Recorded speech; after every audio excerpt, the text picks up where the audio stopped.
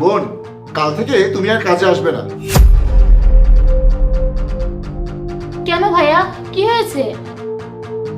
এই মাসে তুমি 10 দিনের ছুটি নিয়েছো এবং না জানিয়ে, না ফোন না মেসেজ, আর ঘর বাড়ি কি নোংরা করে রেখেছো। দেখুন ভাইয়া, আমার ফোনটা নষ্ট হয়ে গিয়েছে, তাই আমি আপনাদের কিছু বলতে পারি নাই। আরে আমি আর কিছু শুনতে চাই না, এই বাসায় আর এসো না। দেখুন ভাইয়া, এমন করবেন না, আমাকে চাকরি থেকে বরখাস্ত করবেন না। আমি আর আপনাদের কাছ থেকে কোনো ছুটি নিব না। তোমাকে একবার এখান থেকে চলে যেতে বলেছি না, যাও এখান থেকে। ভাইয়া, আমি আর কারো বাড়িতে কাজ করি না, শুধুমাত্র এই বাড়িতেই কাজ করি। আসলে আমার বাড়িতে কিছু সমস্যা চলছে, একটু নিজেই বিষয়টা বুঝে নিন। আমি তোমার সমস্যা জানি, তাই তোমাকে যেতে বলছি। মানে? তুমি তো প্রেগনেন্ট, তাই না? হ্যাঁ, কিন্তু আপনি কিভাবে জানলেন? পরশু অফিস থেকে আসার সময় সিঁড়িতে তোমাকে কারোর সাথে কথা বলতে শুনেছিলাম। এই, তুমি কি আমার বাসায় কাজ করবে? খালাম্মা, আমি 3 মাসের গর্ভবতী। আমি ওই বাসার ভাইয়াদের কাজ করি। আমি ওখানে অনেক ভালো আছি।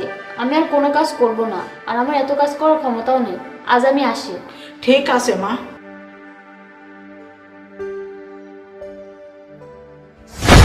ওই জন্যই আমি বলছি তুমি বাসায় গিয়ে বিশ্রাম করো। কিন্তু ভাইয়া, আমার স্বামীর আয় সংসার চালানোর মতো না, তাই আমাকে কাজ করতেই হবে।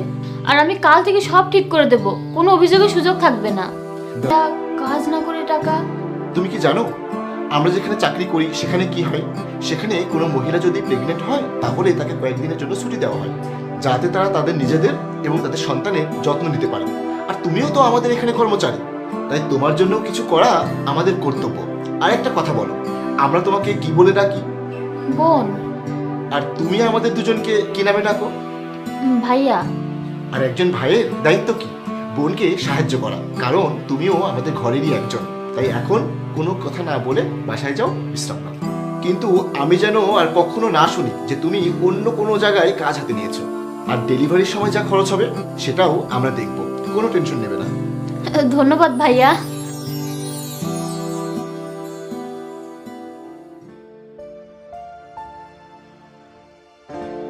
ভাইয়া তুমি বলে তো দিলে, টাকা কোথা থেকে দেবে?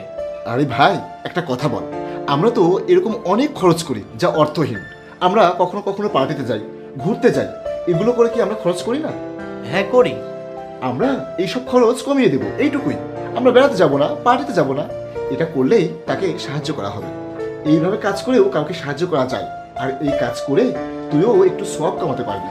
ঠিক আছে।